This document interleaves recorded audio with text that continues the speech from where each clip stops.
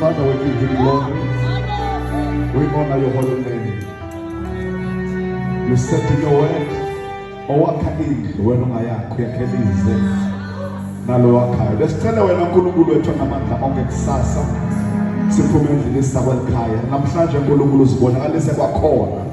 Babona amandla ukuthi uMthixo wethu sibongile ngeNkosi namhlanje abantwana bakho bephume kwindawo zonke bekule ndawo bezoma nathi uNkulunkulu namandla onke. Siyakholwa ngokomthandazo sowuthandazile ukuthi your church has been edified by this union. uNkulunkulu namandla onke buyisela izinto endaweni yazo ebandleni lakho eCape Town egameni likaYesu Kristu waseNazaretha. Amen.